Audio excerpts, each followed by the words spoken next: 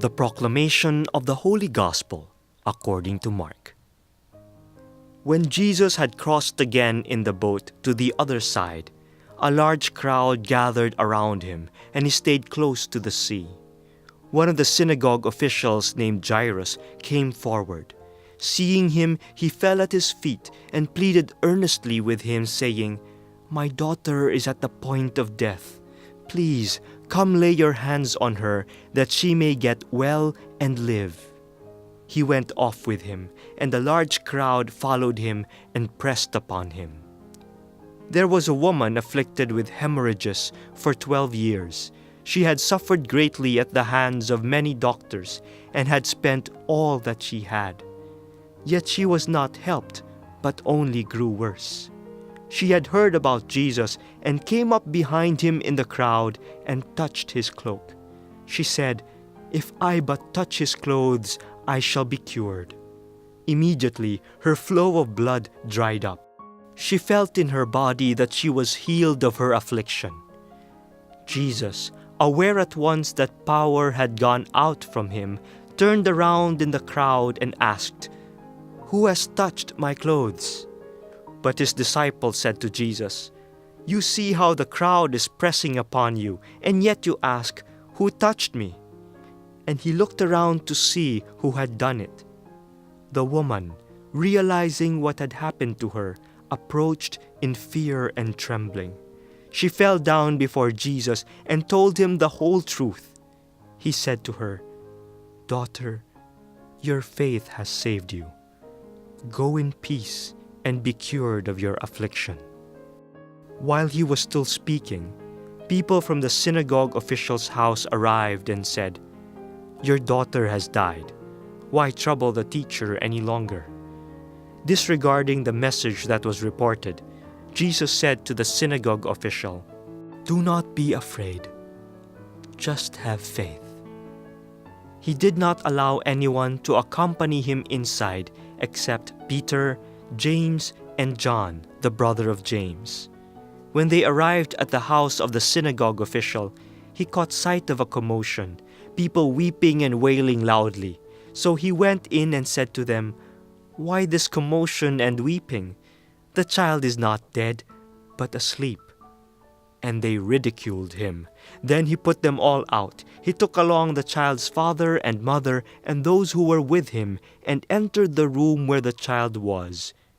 He took the child by the hand and said to her, "Talitha cum," which means, "Little girl, I say to you, arise." The girl, a child of 12, arose immediately and walked around. At that, they were utterly astounded. He gave strict orders that no one should know this, and said that she should be given something to eat. The Gospel of the Lord. Our Gospel for this Sunday comes from the 5th chapter of St. Mark. We have been reflecting on the God who gives life and life as the gift of God. In the first reading, we see from the Book of Wisdom how God is the Creator, and so He is the source of life. He does not intend destruction or death. But death here is not just a natural phenomenon. Death is the action of the devil, who, out of envy, wants to destroy God and God's action. So there is a theological understanding of life and death.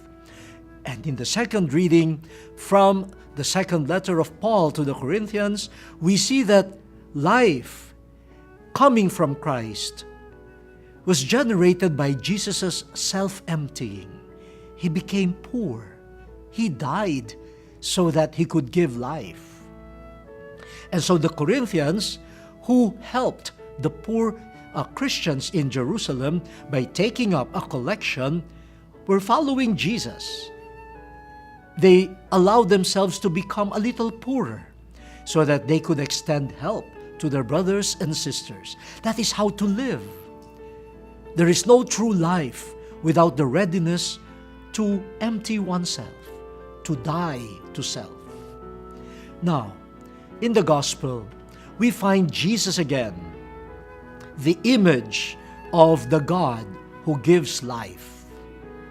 we see Jesus as the human face of the God whose intention is not only to create life, but also to sustain life and to protect life. Again, life here is not to be understood as a natural thing that we can play with or can manipulate. Life here is a precious gift of God. It is divine. That's why God in Jesus will promote it, will defend it. Now, the narrative is really composed of two short stories. Let me focus first on this young girl, 12 years old, the daughter of Jairus, a synagogue official. This girl fell ill, and the father, just like any father, will do anything, will approach anyone for the daughter to be healed. And Jairus approached Jesus with a request that he visit their house and lay his hands on his daughter. And this is something striking. Jesus did not even ask any question. He did not ask Jairus, "Where is your house? How far is it from here? How long has your daughter been sick?" No questions asked.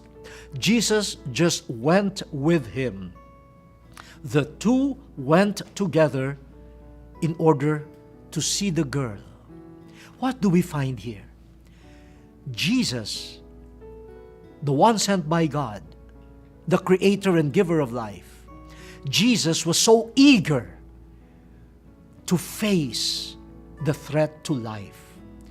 Remember, sickness, according to the Jewish world, is not just a biological fact. Sickness is not just a pathology. For them, sickness, which is a threat to life, is rooted in the action of the evil one. Very similar to what we heard in the first reading. So Jesus, the one sent by God, the God of life, without any questions, eagerly would confront a sickness that is threatening the life of this girl. Jesus wants to confront the enemy of life. But when they got to the place, the girl had already died. And so the people met them and said to Jairus, "Do not bother the master. It's too late. Let him go. Let him rest." But for Jesus, he said, "No, the girl is sleeping." And Jesus did more than just heal the girl. Jesus raises the girl back to life. Little girl, rise up. In Jesus, we see the power of God over death. I would want to see this already as in a way, a prefiguration of what will happen to Jesus himself, how he will rise from the dead, and how he promises to us, God is stronger than the devil, and so life is stronger than death. If only we would cling to Jesus, we could turn to Jesus and experience the eagerness of Jesus to bring us back to life. So, dear brothers and sisters, when you experience a threat to your life, not just in the form of illness, but especially the deadly threat coming from evil, do you imitate Jairus? Do you turn to Jesus for protection, for healing? Oh my Lord, in our times, there are many gadgets, many medicines, many organic foods that claim to promote life. Okay, they are all good. But let us not forget to turn to the author of life, the one who can destroy the enemy of life. Turn to Jesus. Now, there is a second story in the gospel. The woman who has been suffering hemorrhage for 12 years, and according to the gospel, has lost a fortune by going to doctors, but nothing has happened. And this woman, learning about Jesus, passing by, thought, if only I could touch his clothing, I would be healed. So this woman had faith in Jesus, and she made her way through the crowd and touched Jesus. Now, the sickness of this woman, hemorrhage, is not just a sickness that is a threat to life. There is another implication of hemorrhage. According to Jewish ritual laws, the discharge of blood makes someone impure. And so this woman could not worship in the temple because she, through the hemorrhage, has just been declared ritually impure. So that is also a form of death. No, you cannot participate in prayer. You cannot participate in the worship of the holy people of God because you are impure.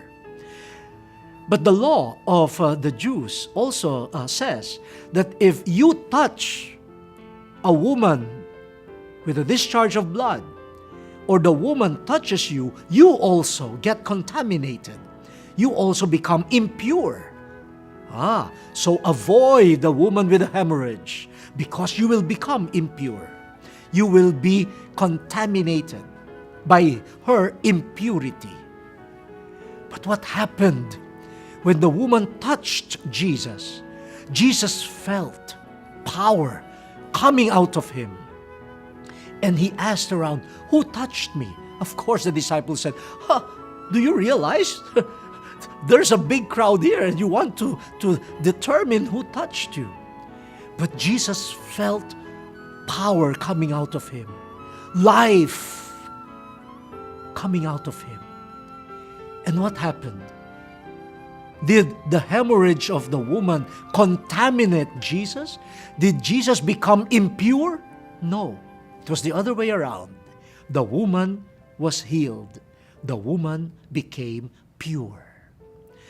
Wow, brothers and sisters, this is a moment of hope for us. We all have our impurities. We have our sinfulness. And many times we are afraid to touch Jesus.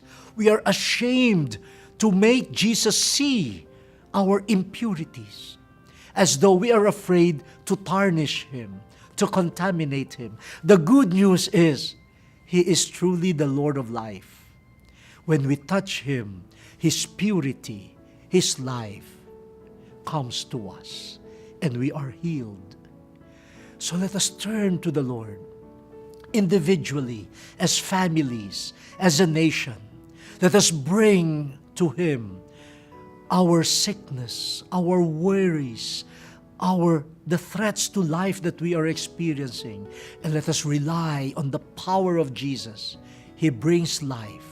He brings us life. I want to end this sharing by narrating to you an experience of mine when I officiated in the golden wedding anniversary of a couple, a lovely couple. They had 8 children. They have had 8 children so far, and now a host of grandchildren, and they celebrated also the birth of their first great-grandchild during their golden jubilee. I was so much touched by the sharing of the woman. She said, every time a child is born, my relatives and friends would always tell me, hey, another burden, another burden, another problem for you, and whenever a grandchild is born, they say, okay, another burden, another problem for you. But then she declared during that Mass, said, no, every child that we have had is not a problem, but a blessing, a new life that comes from God. And we are greatly blessed We may not be rich financially, but we are alive because the Lord has made us share in His life through our children, grandchildren, and great-grandchildren. Let us celebrate God by celebrating life. The Word has been exposed. Let us now fulfill it.